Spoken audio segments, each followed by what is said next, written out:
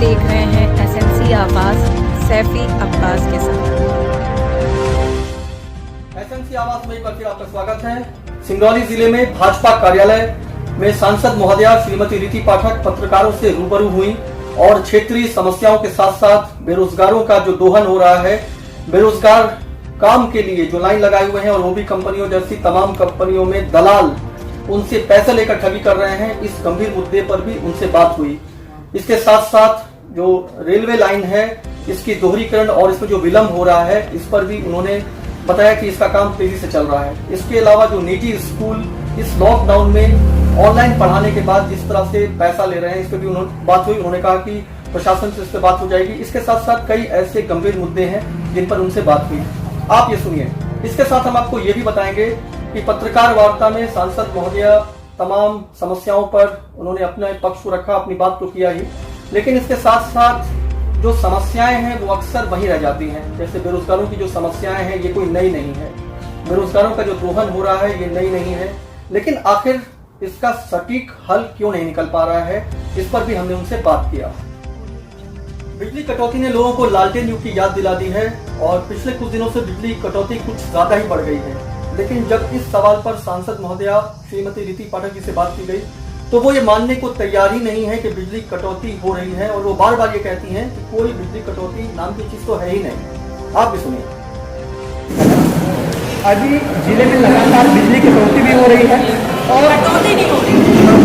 इसका कारण क्या है? कटौती नहीं हो रही है तो कारण तो सुनो ना, मैं ग्रामीण क्षेत्र से बिलोंग करता हूँ। चलिए दूसरी शिक्षा से जुड़ी चीजें हैं। कई छोटे छोटे स्कूल कॉलेजेस हैं जो पूरी पेड़ बंद हैं, बच्चे फीस नहीं देंगे ट्यूशन फीस के अलावा। इतने बड़े बिल्डिंग खड़ी है, उनकी फीस आ रही है और शिक्षा को लेकर क्या प्रदेश या केंद्र सरकार क्या राहत पहुंच रही शिक्षा स्थिति को लेकर? जो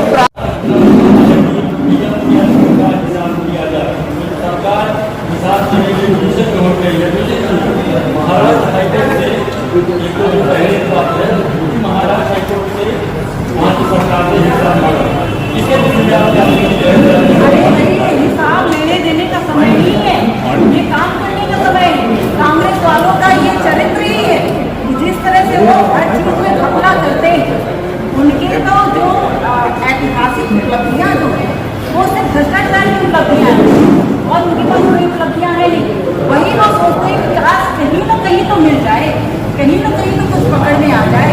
आज देश किस संकट से गुजर रहा है इस बात पर थोड़ा ध्यान रखने का, काम करने का विपक्ष। ये वक्त हिसाब किताब मांगने का नहीं है। जब ये काम हो जाएगा हमारे यहाँ के लोग संकट से जब उतर जाएंगे हर एक चीज हिसाब किताब को ले। ये वक्त हिसाब किताब देने का नहीं है और हिसाब किताब देने से हमारी सरकार या हमारे मंत्री या हमारे जनप्रतिनिधि कहीं पीछे हटे। सिंगरौली कटनी ट्रेन के डबलीकरण और इलेक्ट्रिफिकेशन का क्या स्टेटस है आज? ऑलमोस्ट कंप्लीट होने की डबलिंग की भी सिचुएशन अभी जून में भी थोड़ा सा बंद पड़ी है। अभी मैंने मीटिंग किया था तो वहाँ के क्योंकि लॉकडाउन वाला और मुझे लगता है कि इलेक्ट्रिफिकेशन और डबलिंग वाला बहुत जल्दी टाइम लिमिट के अंदर में। कब तक माना जाए कि कंप्लीट हो जाएगा और स्टार्ट हो जाएगा? अभी भी मैं अधिकारियों के साथ बैठे ऐसे में बता नहीं सकते, अदरवाइज आप लोग फरवरी 2020 उसकी टाइम लिमिट थी तो हम थोड़ी बिजी चले थे, कम से कम 5 महीने उम्मीद करें कि 2-4 महीने और सरकारी दोनों जी प्राइवेट तो ले रहे हैं। मोस्टली बच्चे प्राइवेट में पढ़ते हैं, डीपीएफ डीएवी सब जगह।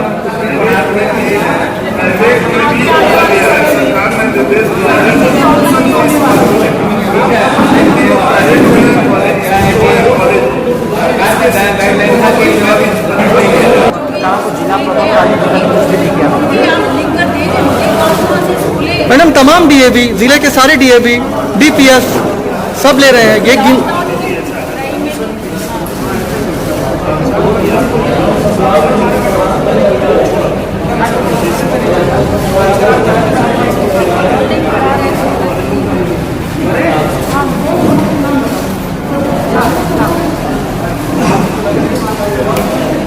तो एक बार फिर छोटी सी बात, ओबी कंपनियों से जुड़े हुए लोग मैडम 50-50 हजार रुपए दलाल लगाकर ले रहे हैं और ये गंभीर मुद्दा है। आप जब तक मतलब आप देखने की बात कर रही हैं, लेकिन मैडम वो हर दिन चल रहा है, बेरोजगार चले जा रहे हैं और ये स्थिति गंभीर है। जी मतलब नौकरी से पहले भी वो उनसे अच्छा खासा दोहन कर रहे हैं और उसके बाद नौकरी में क्या होगा वो तो मालूम ही है। रोज हड़ताल, जिंदाबाद मुर्दाबाद।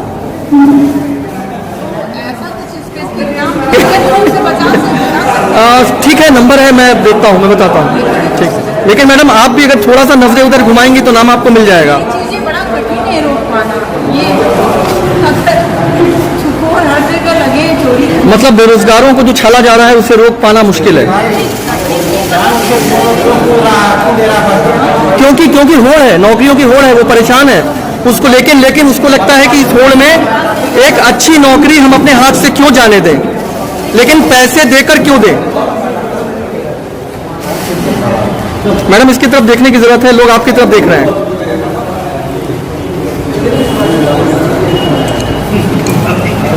जिला प्रशासन साहब बैठूंगी जी बिल्कुल।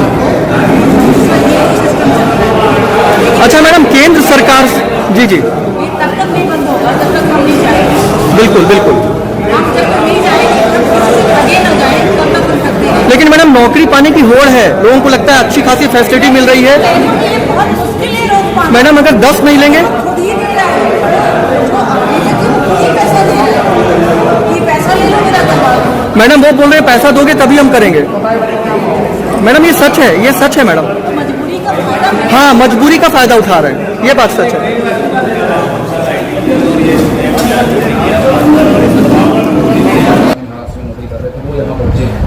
अभी तो क्वारंटाइन है, लेकिन क्वारंटाइन के डिफरेंट जैसे पूरा होगा, आवश्यकता होगी, पैसे की आवश्यकता होगी, तो इसके लिए क्या व्यवस्थाएं कर रही हैं कि सिग्नल में लोगों को रोजगार प्रॉपर तरीके से मिल पाए जो बाहर से मिल पाए। मैंने कलेक्टर साहब से बैठ कर इस विषय में बात की भी और आगे भी ऑफिशियल तरीके से बात करूँ कि जो 20 लाख करोड़ रुपए जिस पैकेज में, उस पैकेज में इस समस्या का कहीं नहीं समाधान। आप देखते हैं कि लगातार जो मनरेगा के काम हो रहे हैं, मैंने हजारों लेकर मैंने डाले डीसी को, तो उस मनरेगा को काम को करवाने का एक ही उद्देश्य है कि जो हमारी बेरोजगार है उनको रोजगार मिल सके, तो उसमें कम से कम अपने आप को संलग्न कर सके, काम करने की हो सके और अपने परिवार का पेट पाल सके। तो ये हमारा पहला चरण है। दूसरा चरण भी है, चाहे वो हमारे व्यापारियों के लिए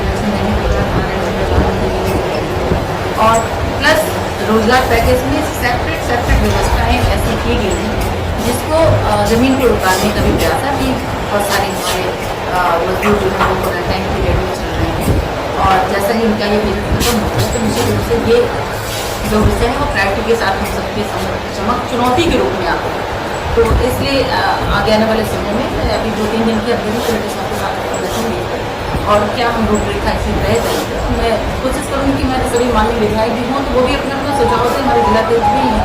तो जब भी ऐसी ये मैनेजमेंट क्राइसिस की बैठक है हम इसको इस विषय को लेंगे रखेंगे और आगे आने वाले समय में हम अपने जो प्रवासी मजदूर हैं उनको कैसे हम काम उपलब्ध करा सकें और कैसे चीज़ों को हम पटरी पर ला सकें इसकी हम व्यवस्था करेंगे और इसकी चिंतन करेंगे और उसको रूपरेखा में कार्य योजना में शामिल करेंगे। मैडम रेत खनन में भ्रष्टाचारी भी इसमें शामिल होता है। कई बार ऐसा होता है कि जिसको वाकई रोजगार की आवश्यकता होती है उसे रोजगार नहीं मिलता है और सरपंच के रिश्तेदार जबकि सचिव के रिश्तेदार रोजगार में जॉब कार्ड उनका इंक्लूड जाती है। ये सारी चीज़ें ना हो पाए, प्रॉपर व्यक्ति को मिले, इसके लिए व्यवस्था करेंगे। जी, ये विडम्बना है और मुझे लगता है जिला प्रशासन को कड़ी कार्रवाई ऐसे विषय के समक्ष आने पर करना चाहिए और हम भी ऐसा प्रयास करेंगे और आप सब भी ऐसा प्रयास कीजिए कि ऐसा कहीं भी कोई विषय दिखता है कि जिसमें वो जेन्युइन पर्सन जिसको जो हकदार है उसको उसका हक छीना जा रहा है तो निश्चित रूप से उसका कड़ी कार्रवाई हो, तभी आगे आने वाले समय में ऐसी चीज़ों में लगाम लग सकते। मैडम रेत खनन में फायदा उठा रहे हैं, जिस तरह से मैं आपको पहले ही बताया कि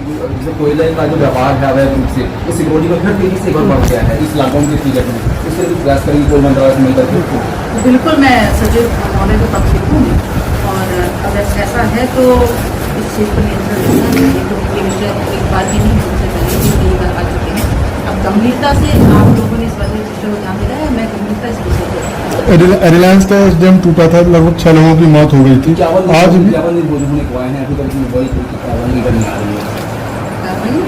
मतलब अभी का होनी चाहिए कि जिसमें जिम्मेदारी तय होनी चाहिए, वो अभी तक तय नहीं हो पाई है इसमें। अभी 1 तारीख से कोई एक कमेटी बन गई है, एडमिनिस्ट्रेटिव कमेटी बन गई है और उसमें जांच के लिए आदेश दिए हुए हैं।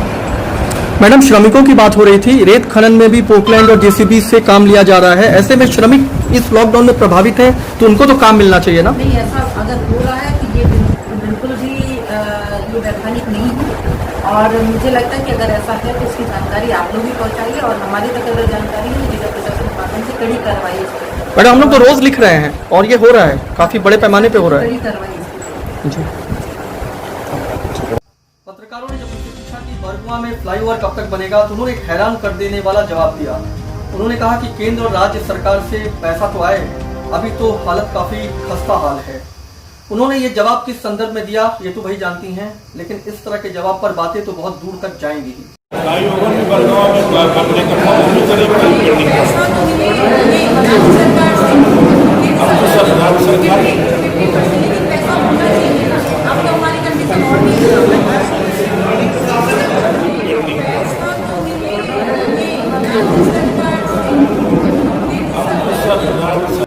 सांसद श्रीमती रीति पाठक जो पत्रकारों के सवालों का जवाब दे रही थीं और क्षेत्रीय समस्याओं को उन्होंने गंभीरता से लिया। उन्होंने कहा कि जिला प्रशासन से बात करेंगे और जो श्रमिक हैं उन्हें काम मिले, इसके लिए अलग से रणनीति बनाई जाएगी और इसके साथ साथ अगर बेरोजगारों का किसी तरह का दोहन हो रहा है तो ये गंभीर बात है और इस पर भी ऐसे लोगों के विरुद्ध कार्रवाई की जाएगी जो उन्हें ठगने का प्रयास कर रहे हैं। एसएमसी आवाज के साथ सैफी अब्बास।